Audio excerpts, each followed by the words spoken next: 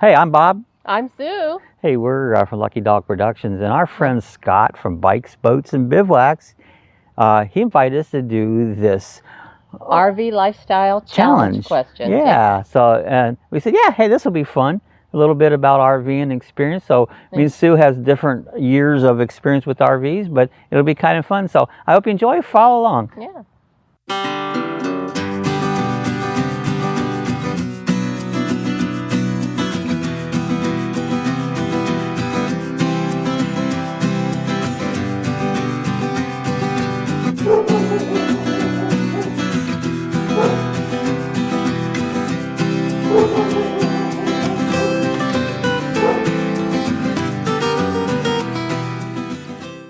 Hey, I'm Bob. I'm Sue. Hey, we have this 190 versatile road trek. It's a 2001. We've had what, 4 years? About 4 years now. And we've used it for a lot of times. We've been using it. I fly model airplanes, and we used to take out the flying field a lot.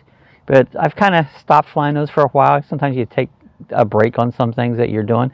But we've been starting to do a little more camping in that recently. But our friend Scott from Bikes, Boats, and Bivouacs, he got challenged to do this RV lifestyle questions. Challenge. And I think Traveling Buckeyes had nominated him, another good friend of ours. So it's been kind of fun.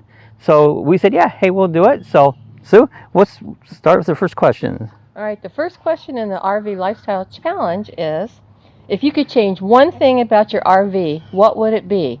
Bob, you go first. Oh, well, definitely the beds. The beds. You know, our beds are laying on the width of the van. Crosswise. So when at nighttime, one of us has to get over top of the other one. If you want to go to the bathroom or something, what we'd like to have is twin beds that we could easily get out, on that. And the only other thing is being an older road trek. The handling isn't what like the newer vehicles are, and I wish it had a little better handling road trek. What about you, Sue? First thing I would say is the beds too. It's just that crosswise sleeping is a pain in the patootie. It is. We didn't realize that when we got this, and we've discovered that they have the popular, which is a longer model, has a queen size bed or king size bed that sleeps front to back or back to front, whatever. Or twin beds, and that's what we think we'd like to have. So really, that's about the only thing I can say. Okay. Well, what's the next question? That's number one. Number two, what is something you did not expect when you first bought your RV?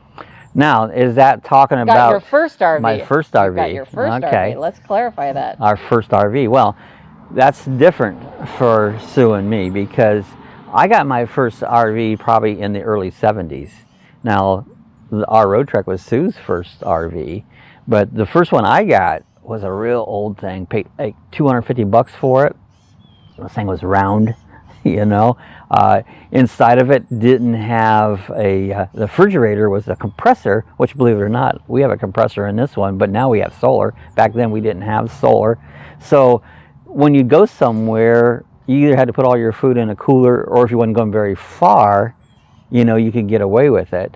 So that, and then it was a pull camper, and I can't believe how bad this thing pulled. It was like dragging a log down the road. So that was my first thing back in the 70s, my first RV, very antiquated. So what about yours, Sue? What was this one? Something that I did not expect. That it would be so easily maneuvered. This is just the right size. It's small. It's very compact and portable. I am completely surprised by that. So getting around in a small area. Yeah, it's very convenient and handy, and I really like that. And you can pull it into any parking spot, yeah. And it's a big. Now I've added a rack on the back. That might have changed that a little bit, but yeah, you can get it around just about anywhere. And gas mileage. Being in 190, it's 19 feet long, so we might have added a foot with the thing. So probably a little more. We can still fit in a parking spot, I believe. We could. So, okay, well, that's pretty cool. That's number 2. All right, what's the next question? Number 3. What was the deciding factor when buying your RV? Well, with this one, when we started going looking for an RV, we were thinking of maybe a Class A, a bigger motorhome. And I've had a Class A. I had a Winnebago, 30-foot Winnebago Class A several years ago. I can't remember what year it was. Probably the late 70s. It was a gas hog, you know, and so being this was good on gas, that was one, and easy to move around. That was probably my biggest thing, deciding to get the smaller one. So what about yours, Sue? I'd have to say my first consideration was cost. Well, yeah. We had set a budget and we knew what we wanted to spend, and so we just started looking for what was available out there for that price range, which wasn't a lot.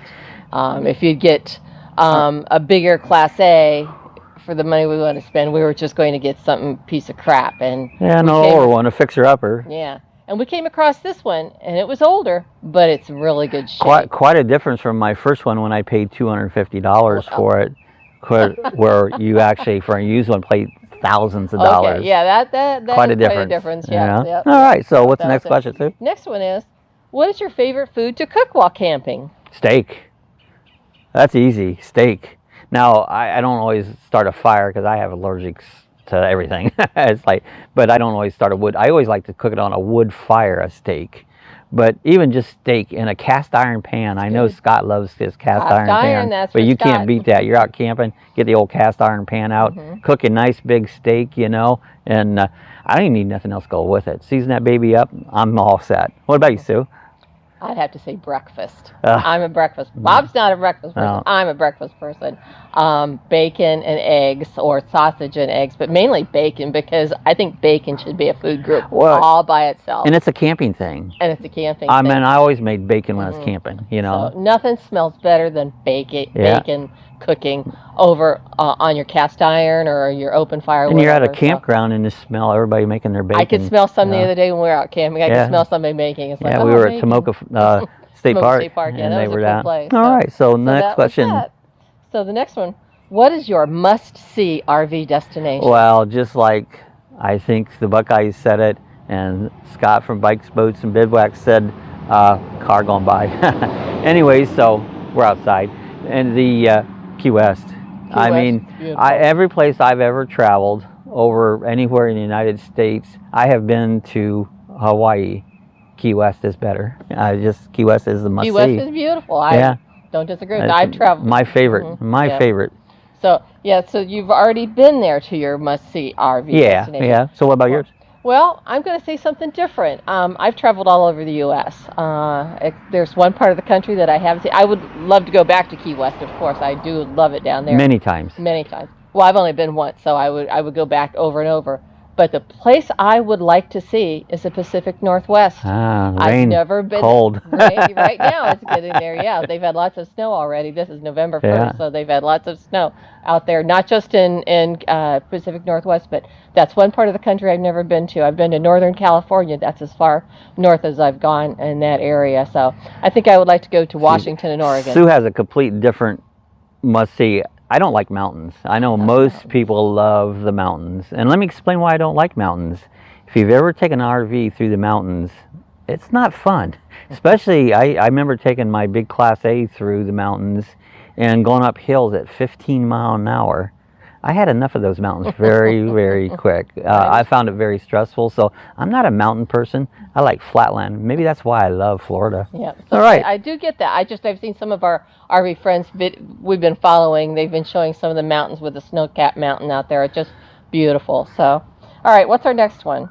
What is your favorite thing about RVing, Bob?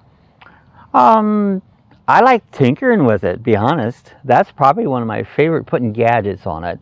You know, Gadget guru. Yeah, I mean, I've got, I put the solar on it. I've put all kinds of places to charge USB for my cameras and that. I probably get more interest out of that. But the other thing I enjoy when I go someplace and exploring the area around, finding different places to hike and that. So that's probably my other main thing, is exploring around. So what about you, Sue? What's your favorite? I would think my favorite thing is seeing new places, going to see all some new places, and going back to old favorites too, like Key West, like Gamble Rogers here in Florida. We love it. Down in Long Point, and that was a beautiful place. Long Point, down Brevard Brevard County, Sebastian and Leslie County Park. That was a beautiful spot. new places that I've never been, and meeting new people that we see there, because I'm a social person. I like to talk. Yeah. And, Anybody who's meet new watched people. our live chat, you know she'll start talking. I go, I'm a yapper. So, okay, next question, number 7. What is your least favorite thing about RVing, Bob? getting ready, loading stuff on. Now, the last trip we went, it was hot. It was like 90 degrees. And we expected, our season here is now. Everybody up north is putting their RVs away and winterize them. We don't winterize in Florida, but we're just now starting to camp. Yesterday it was 93 degrees. That was Halloween. And today, right now, I think it's like 65 degrees. We had a cold front came through, and we keep hoping it's like, okay, it's going to get cooler on. So, but yeah, my least favorite thing is packing. When you're packing it up, the last trip, I was exhausted. What about you, Sue? Well, I know that's for Bob. It's a big deal. So I'd have to say setting it, getting ready, setting it up, and then at the end tearing it down. Yeah. It never seems to take quite as long tearing it down as it does getting ready. I don't know. Maybe we put more stuff on, whatever. I thought it seemed it took longer. You thought it took well, because you're doing it all at once right there. So all right. So what's the next question? All right. What is a must-have in your next RV, Bob? Well, for one, twin beds. Twin beds. You know, and one that's a little newer, drives a little more like a newer cars, you know, on. But the one must-have would have to be the beds. It'd have to be twin beds. I would have to agree with that, because we figured out that the crosswise beds do not work for us. Now they may, some people, maybe someone much younger, or a solo person, but a couple trying to trip over. And actually, I'm even thinking a bigger, maybe a Class C. A little more room. Bigger. Just a little more that room. would be my second, would be more space. Because you're tight. You have to do the road truck dance. If one person's up doing something, the other person must sit down, because two people can't move around. So a little more space would be nice. I would agree with both of those. Okay. That's one thing. All right, what's the next question, Sue? Okay, number 9. Bob, what is your favorite adult beverage? Well, craft beer. It'd definitely have to be craft beer. You know, craft beer. I used to be a home brewer and made a lot of good beers. I don't like commercial beer, you know, the Budweiser stuff don't work, but I like porters, stouts, anything dark, a good dark rich beer, you know.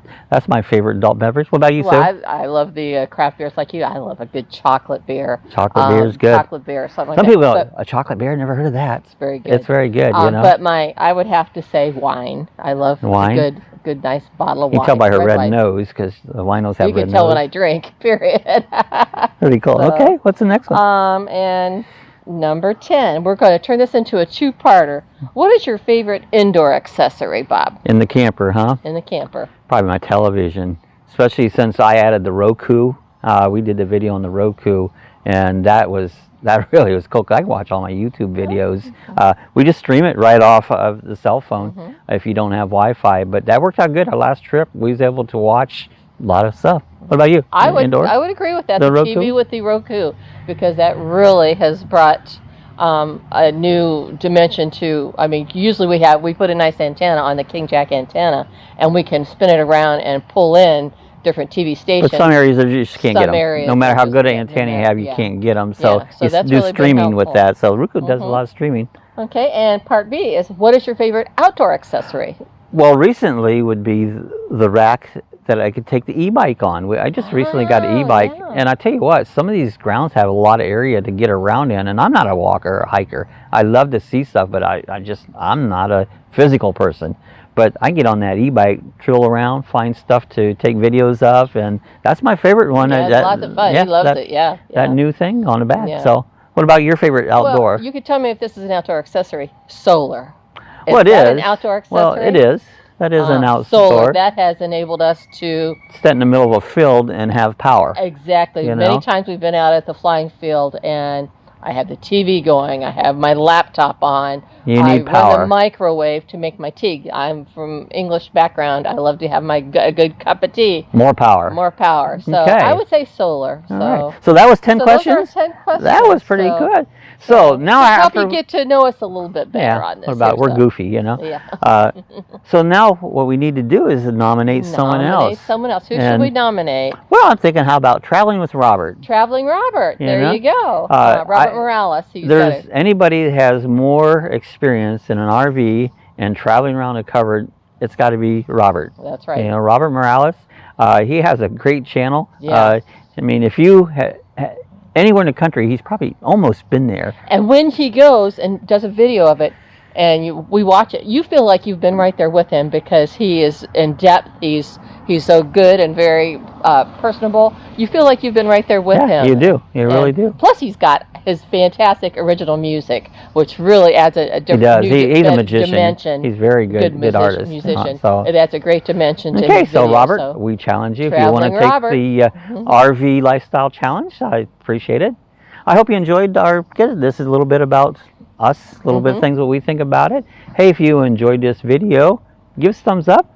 And also, if you have any comments, questions, you can leave the comments in the section below. Down below. On it. And again, if you're not a subscriber, I invite you, smash on that subscribe button. Subscribe button. And hit subscribe, hit that little bell, and that'll notify you of our next video on it. So it does help our channel, Lucky Dog Productions, by subscribing and we try to get it liking grow, try to be helpful, different RV stuff. I do all kinds of stuff, but you know, RVing is just one phase of our channel. So again, hit the subscribe button. I hope you guys enjoyed. We had fun doing it. It was a lot of fun. So we'll see you guys the next time, and happy camping. Be safe out there. Be everybody. safe.